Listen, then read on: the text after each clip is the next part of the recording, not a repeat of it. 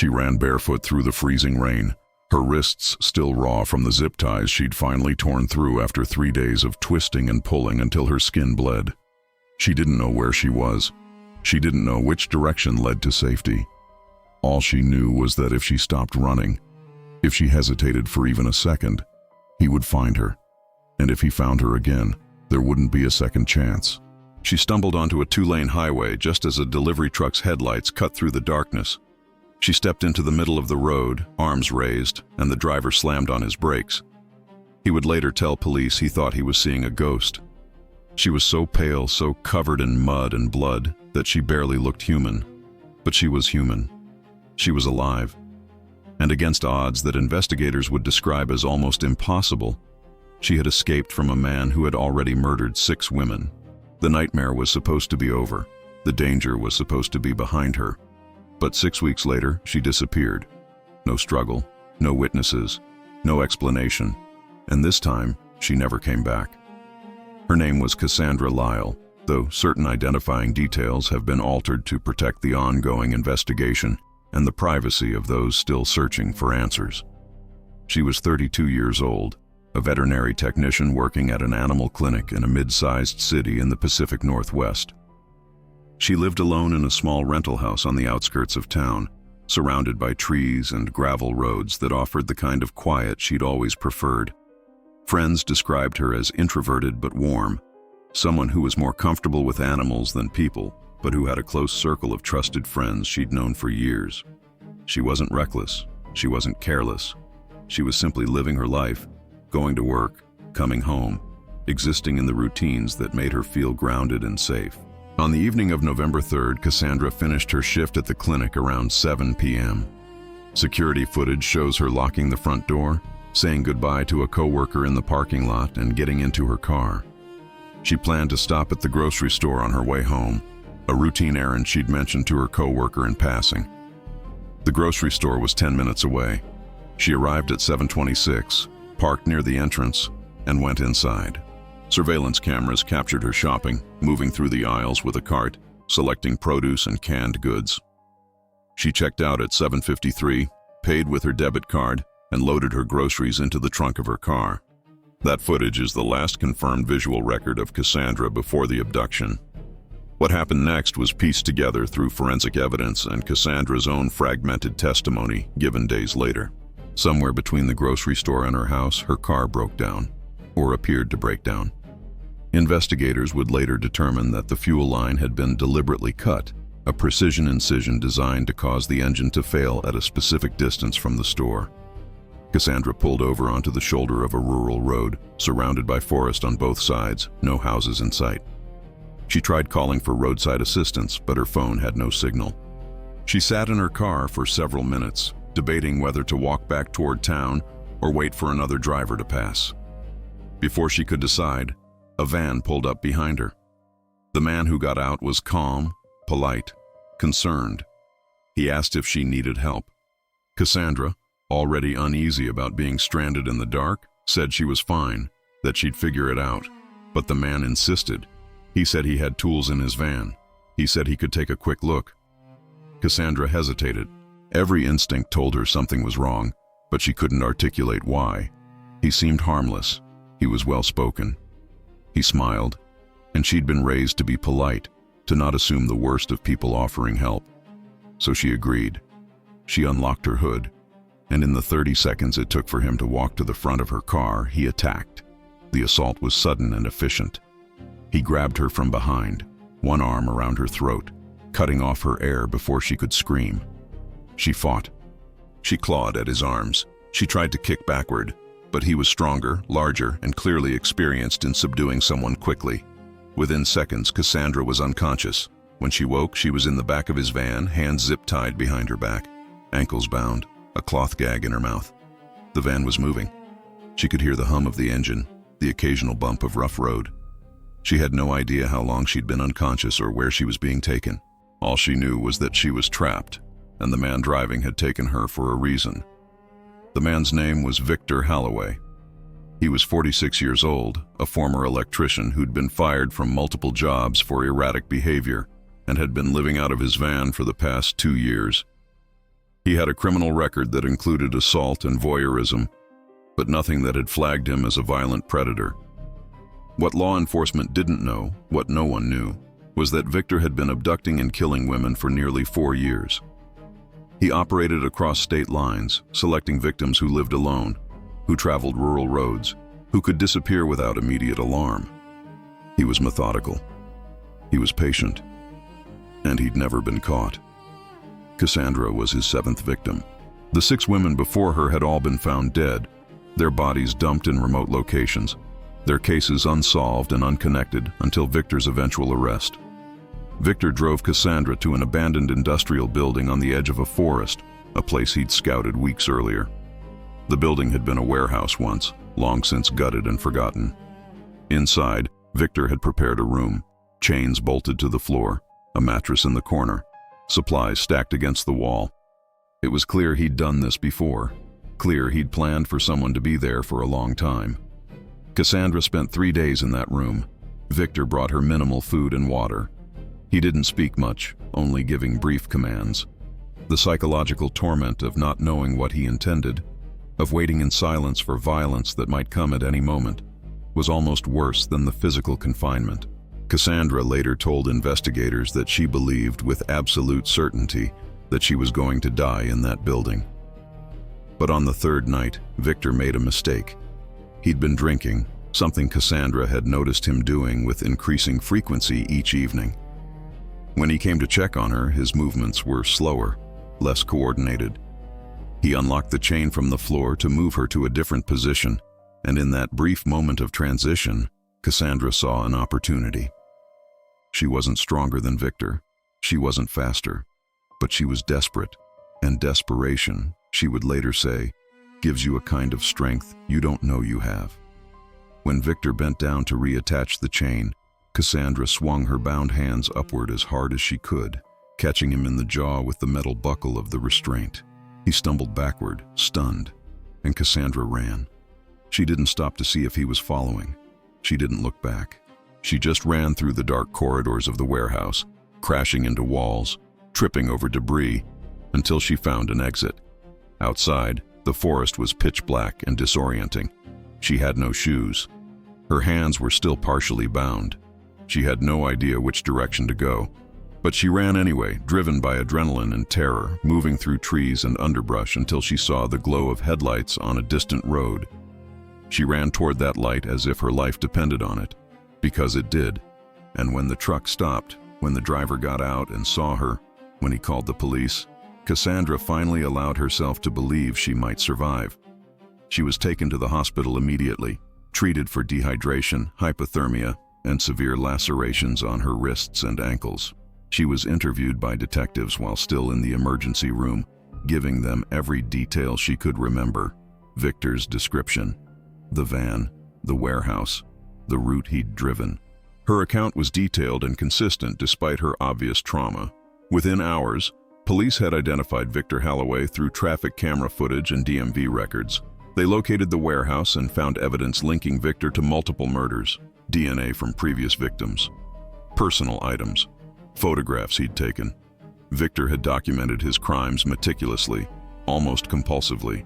He'd kept a journal describing each abduction, each victim, each kill, and he'd been preparing to add Cassandra to that collection. Victor was apprehended 2 days later during a traffic stop in a neighboring state. He didn't resist arrest. He didn't deny the charges.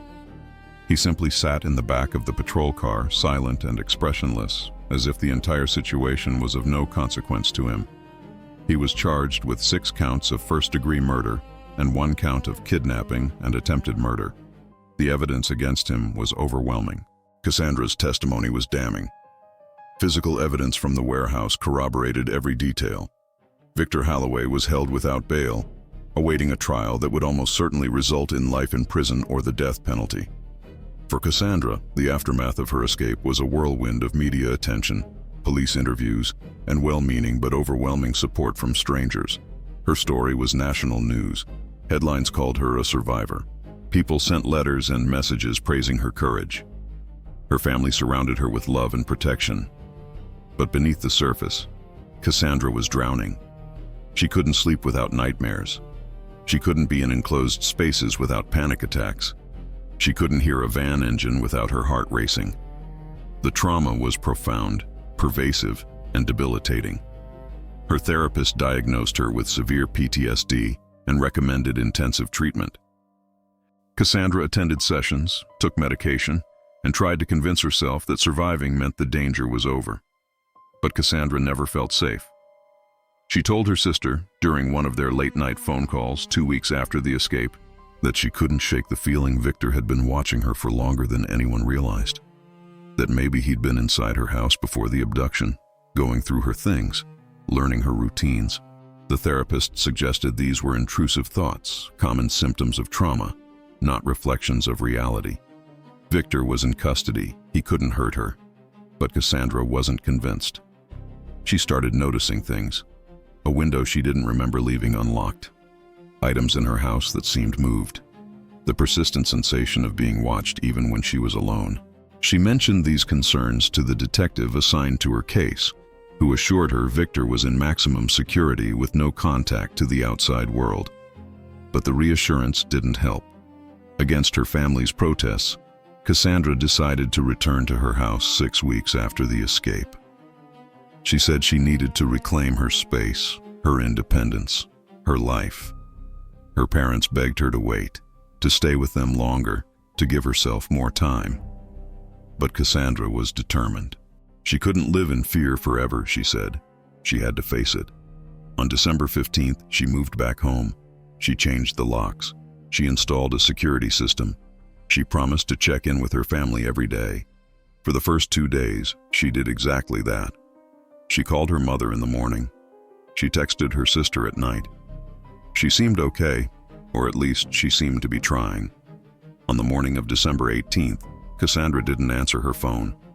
Her mother called at 8 a.m., then 9, then 10. By noon, she was driving to Cassandra's house, terror building with every mile.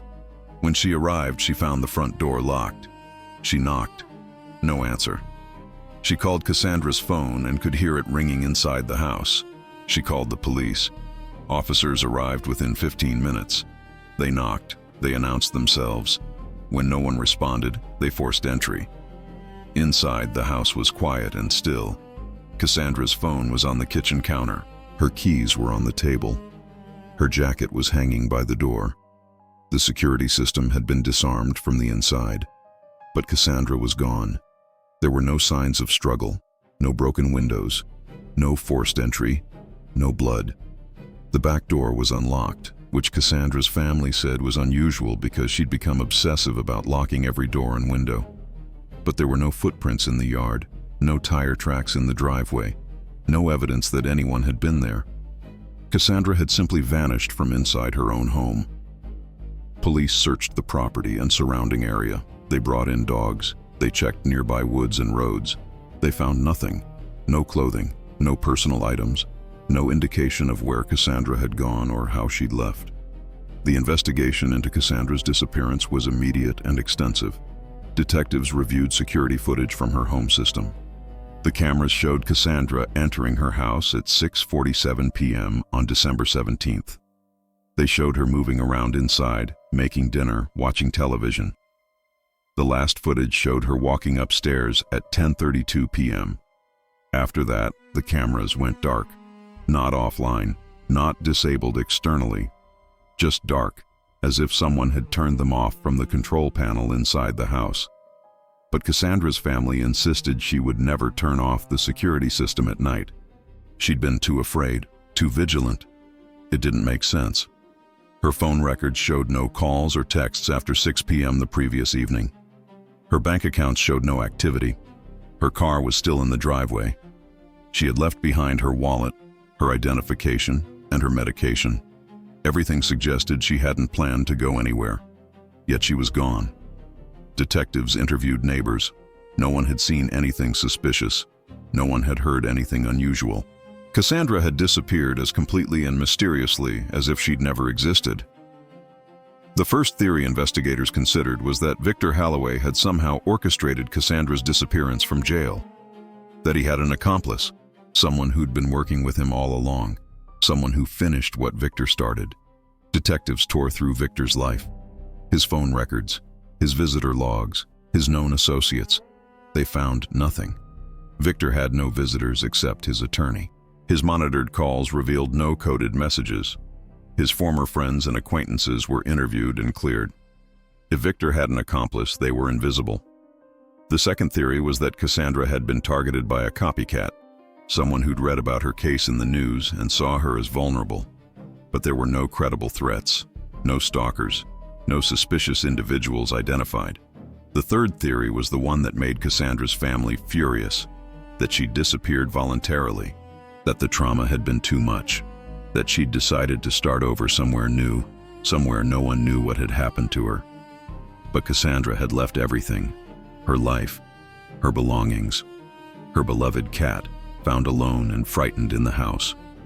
And she'd been actively engaged in therapy, making plans, trying to heal. Voluntary disappearance contradicted everything her family knew about her. The fourth theory was the darkest, that Cassandra, overwhelmed by PTSD, had taken her own life and her body simply hadn't been found. Extensive searches of the area turned up nothing, no remains, no evidence she'd been in the woods or near water. What remained was an impossible mystery. Cassandra Lyle had survived a serial killer. She'd escaped captivity. She'd helped ensure her abductor would spend his life in prison. And then she'd vanished from a locked house without leaving a trace. Months became years. The case went cold. Victor Halloway was convicted and sentenced to death. During his trial, when asked if he knew anything about Cassandra's disappearance, he smiled and said, "I think she's still running, just not from me." The statement was chilling and ambiguous. Was he implying he'd terrified her so completely she'd fled into hiding? Was he suggesting an accomplice had acted on his behalf? Or was he simply enjoying the pain his crimes continued to inflict? He never clarified. He refused to speak about Cassandra again. Cassandra's family has never stopped searching. Her mother maintains a website. Her father works with private investigators. Her sister gives interviews, keeping Cassandra's name alive. But the silence is absolute. Cassandra Lyle survived the impossible. She escaped. She testified. She tried to rebuild. And then she disappeared into a void that has offered no answers, no closure, no peace. Her story is not one of survival and healing. It's survival, followed by another kind of horror. The horror of not knowing. The horror of questions that have no answers. The horror of a nightmare that never truly ends. If you have any theories about what might have happened to Cassandra, share them respectfully in the comments. And if this case affected you, consider subscribing.